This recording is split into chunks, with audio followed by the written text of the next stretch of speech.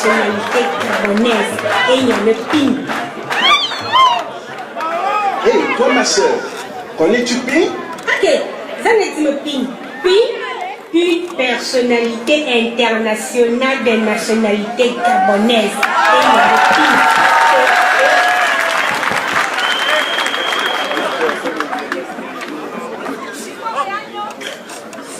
Et c'est ça, Mbolani.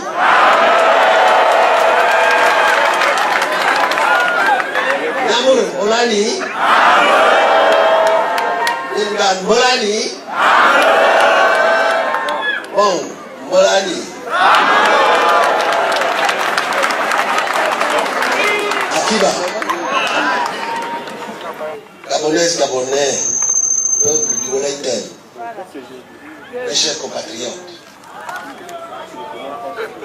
C'est avec une vive émotion, ressentie au plus profond de moi, en même temps qu'un grand privilège, que je prends la parole pour la première fois dans cette charmante ville d'Oyem, chef-lieu de la province du Wellington. Mais avant de poursuivre plus loin mon propos, je voudrais qu'ensemble, nous observions une minute de silence à la mémoire de tous les compatriotes qui ont perdu leur vie pour la libération de notre pays. Et j'ai, en ce moment, une pensée particulière pour l'un d'entre eux, André Baoba.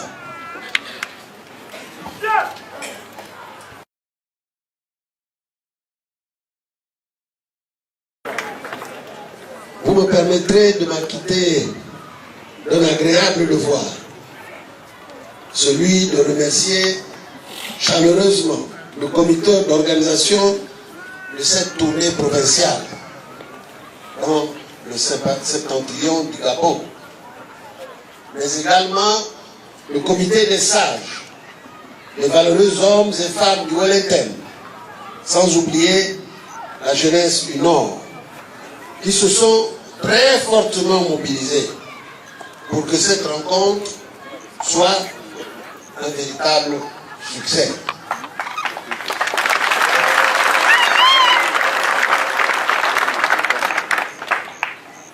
Comme à son habitude, le Wellington n'a pas failli à sa longue tradition d'hospitalité.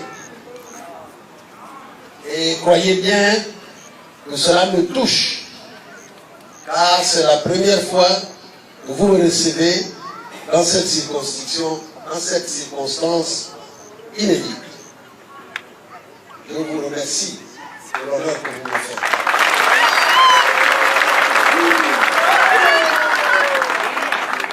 Akiba.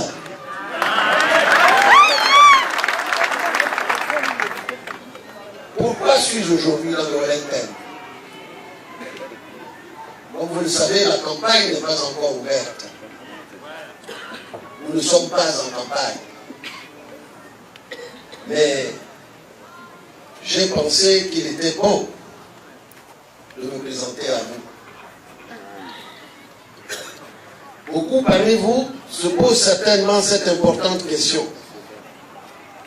Au-delà de la ville d'Oyem et de la province septentrionale, tout le Gabon, je le crois, souhaite être édifié sur mes intentions, mes motivations profondes en tant que candidat.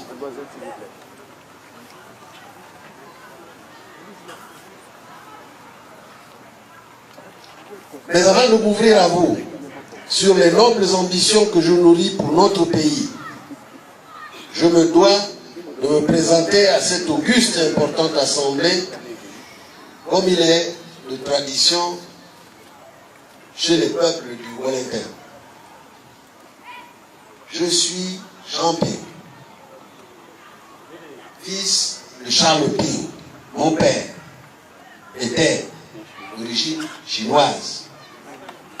Il avait quitté la Chine à 19 ans.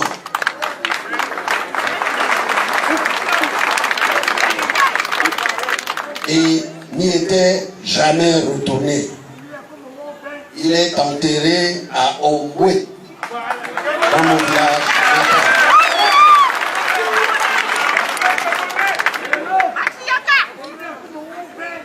Je suis né le 24 novembre 1942 dans la petite ville d'Omboué, dans la province de l'Omboué-Maritime.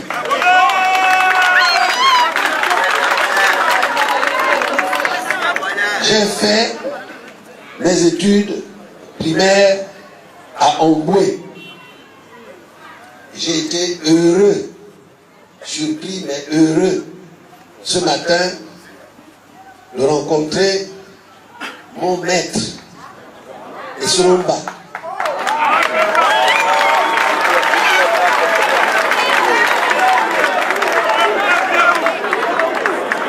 Qui est le Yem. Il a 83 ans.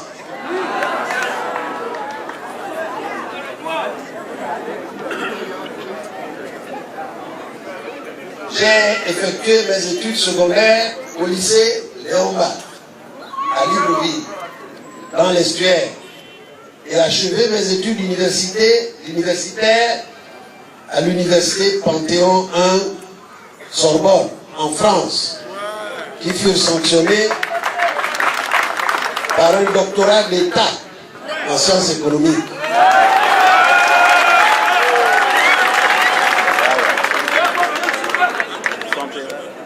Mes diplômes sont authentiques.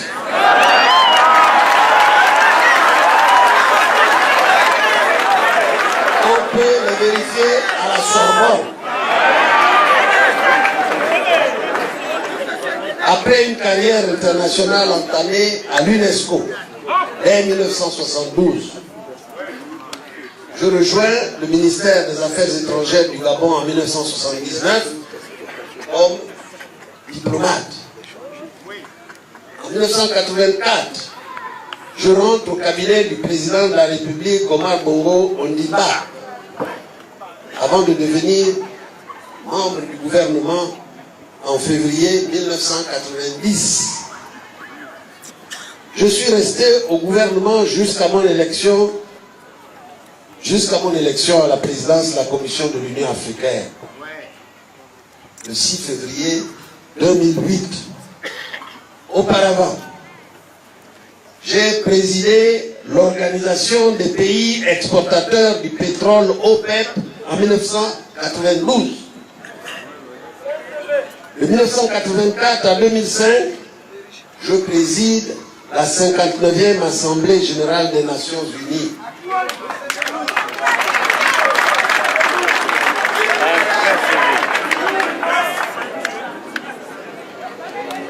Pour avoir travaillé pendant longtemps aux côtés du président Omar Bongo Ondimba, je porte une part de responsabilité dans la gestion du pays.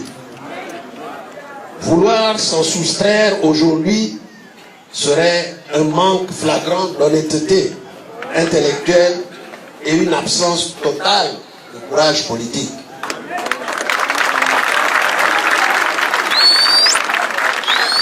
Je regrette sincèrement que nous n'ayons pas pu faire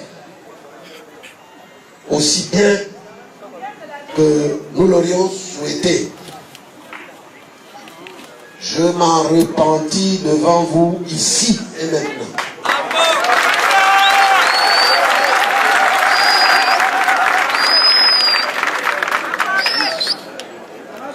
Merci. Justement, si je constitue une part du problème, je suis aussi une partie de la solution. Et par conséquent, j'ai le devoir d'assumer le redressement du pays par le sacrifice que je me suis engagé à faire pour nos enfants et nos petits-enfants, à nous tous. Car vos enfants sont les miens. Les miens sont aussi les vôtres.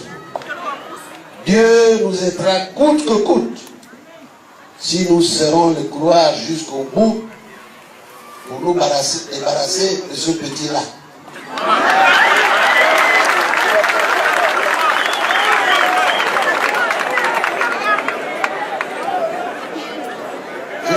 Gabonais. Et c'est pour cela que je me sens bien dans le Wellington. Je me sens vraiment avec les miens ici. Depuis 2009, le régime qui s'est installé, dont chacun peut apprécier objectivement la nature hideuse et l'ambition monarchique de se maintenir absolument au pouvoir. Ce mandat de l'imposture a accentué la précarité des populations les plus fragilisées, entretenu une défiance politique, une atonie économique et une contestation du front social qui ne faiblit pas. S'agissant particulièrement de la province du Wellington, que dire de toutes ces promesses qui ont ponctué le Conseil des ministres délocalisé et tenu ici dans la ville de Yem? L'état des infrastructures promises s'est-il amélioré? Le réseau routier reliant par exemple Yem en Médule est-il bitumé? L'alimentation en eau potable et en électricité des nombreux villages de Wellington est-elle effective? Pourquoi l'hôpital de Yem est devenu un mouroir pour les populations malades qui s'y rendent? Combien de nouvelles écoles ont été construites dans le septentrion depuis 2009? Le Wellington, dont la tradition d'entrepreneuriat, notamment dans le secteur agricole, n'est plus à démontrer, doit-il vivre dans cet état de pauvreté entretenu machiavéliquement par un pouvoir qu'il a toujours rejeté? Dangereux. J'ai visité ce matin, j'ai été à la frontière avec la Guinée équatoriale, avec Mongomo. J'ai eu honte.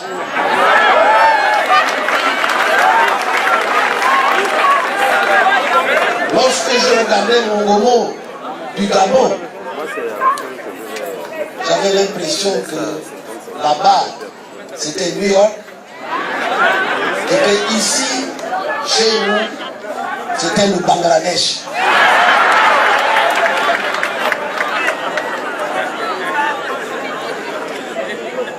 Là-bas, on voyait les échangeurs, on voyait les autoroutes, on voyait les bâtiments. Et en face de nous, il n'y avait que la poussière. Les populations de Mongomo, quand nos frères et sœurs traversent la frontière, on leur dit, lavez-vous avant, ne nous amenez pas votre frontière.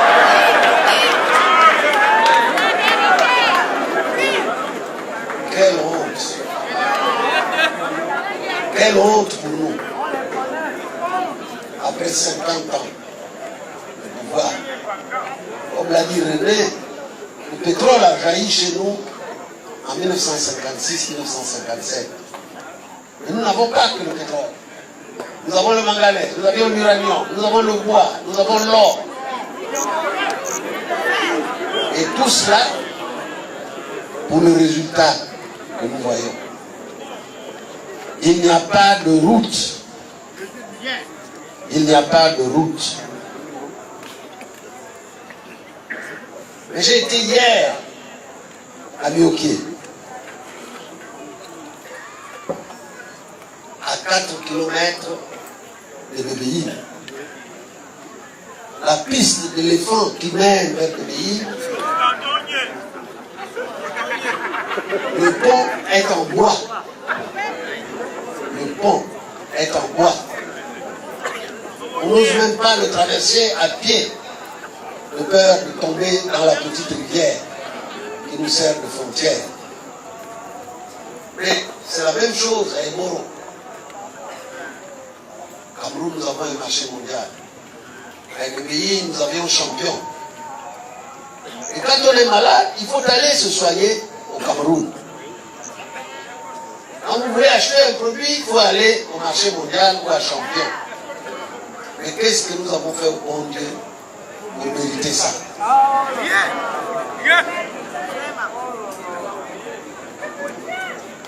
Les éminents cadres du Wellington méritent-ils d'être persécutés dans leur propre pays en raison de leur choix politique? En 2009, le Wellington a élu André Baobam avec une majorité écrasante.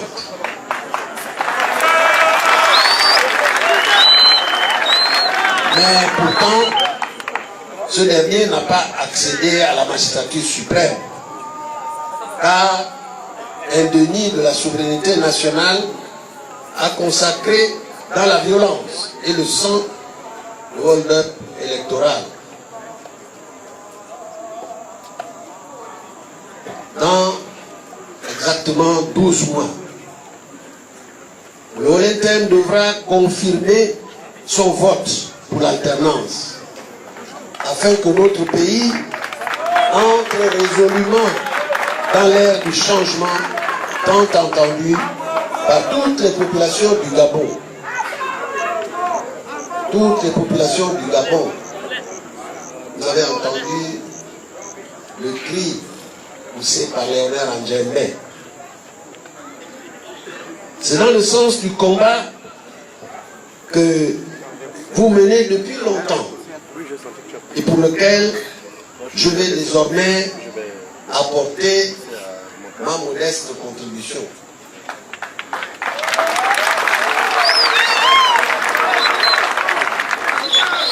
Quand, en février 2013, j'ai rompu avec le PDG et le régime des émergents, j'avais considéré que garder le silence devant cet amateurisme incompétent qui conduisait l'État voyou à la faillite et à la mise en place d'un État voyou.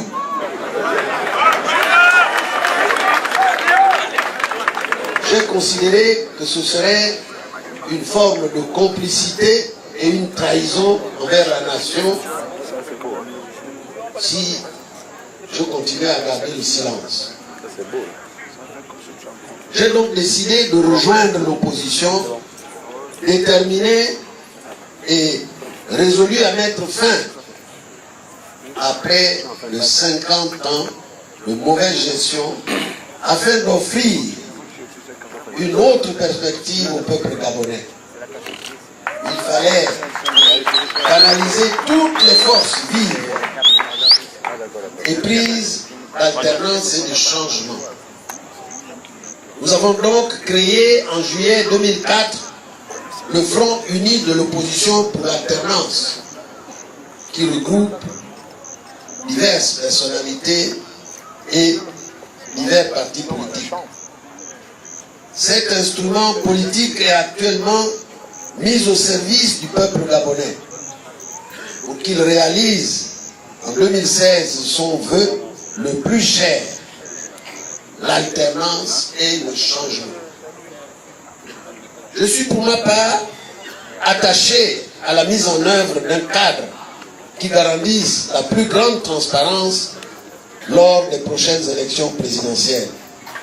Et j'entends y consacrer toute mon énergie, même si le PDG a toujours été battu dans les circonstances électorales existantes.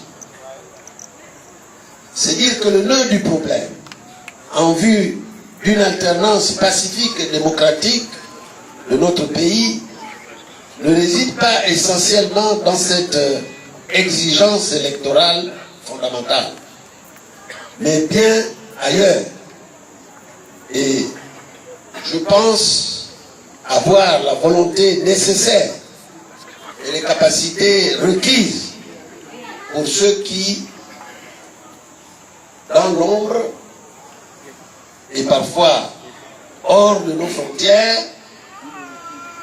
confisquent depuis longtemps la liberté du peuple gabonais et son choix souverain. Mes chers compatriotes, je puis vous rassurer aujourd'hui, le travail entamé dans ce sens porte déjà ses fruits. Les derniers événements du Gabon qui ont ponctualisé l'actualité internationale en sont la preuve particulière. Et ce n'est pas fini. Nous avons entendu aujourd'hui à nouveau que le Rotoué bouge. Ailleurs, ça bouge.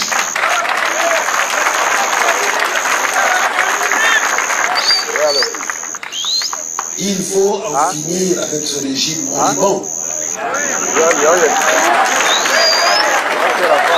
En mutualisant nos forces à l'intérieur du pays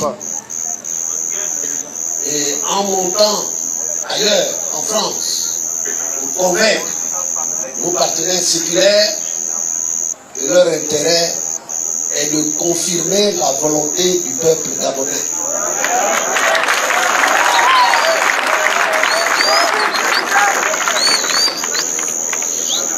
Aussi, l'idée d'une candidature unique pour s'assurer toutes les chances de prise du pouvoir après la victoire lors du prochain scrutin présidentiel doit également être concrétisée au sein du front. Ces deux objectifs ne sont pas contradictoires, loin s'en faut. Mieux, ils doivent être poursuivis simultanément. Nombreux parmi vous me soutiennent et en appellent parfois publiquement à ma candidature. D'autres ont même publiquement manifesté leur préférence à ma modeste personne pour conduire cette noble bataille. Tout en leur exprimant ici, du haut de cette tribune, ma profonde gratitude. Je reçois, croyez-le, avec grande humilité, mais surtout gravité, cette marque de confiance qui me meut énormément.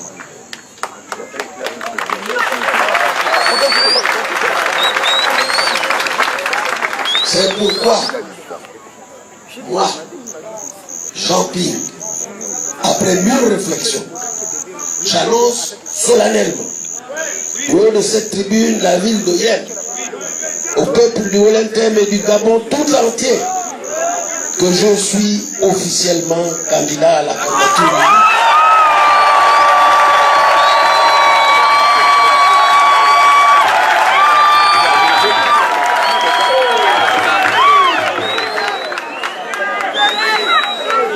Pour les prochaines échéances présidentielles. Et j'irai jusqu'au bout.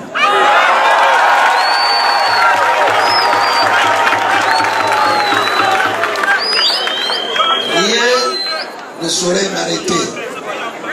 Rien, absolument rien ne saurait m'arrêter.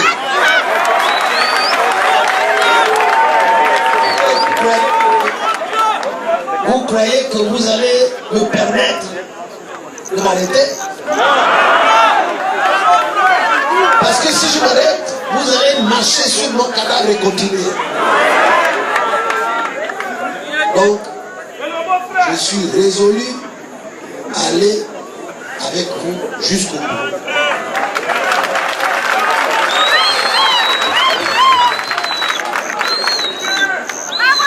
Il va sans dire que cette décision mûrement réfléchie est assortie d'une offre politique certaine que je soumettrai le moment venu au peuple gabonais, puisque la campagne n'a pas encore commencé. Je soumettrai cette proposition dans le cadre d'un projet de société détaillé, crédible et réaliste. Avant de conclure mon propos, je voudrais vous laisser méditer sur un proverbe chinois, je crois.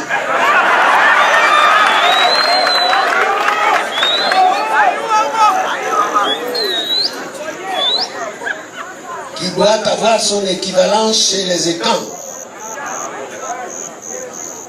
Je cite ce proverbe. Quand on suit quelqu'un de bon, on apprend à devenir bon. Quand on suit un tigre, on apprend à mordre. Félicitations.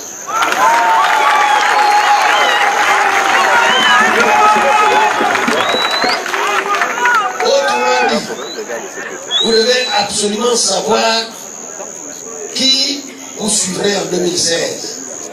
Car votre choix déterminera l'avenir de notre cher pays, le Gabon.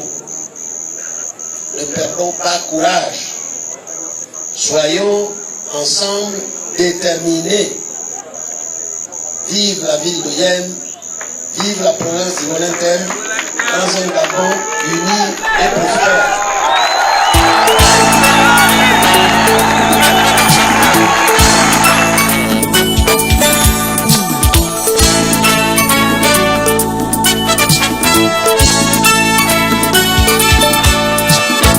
J'ai choisi la paix des sentiments. Et pour moi tu sais, c'est différent.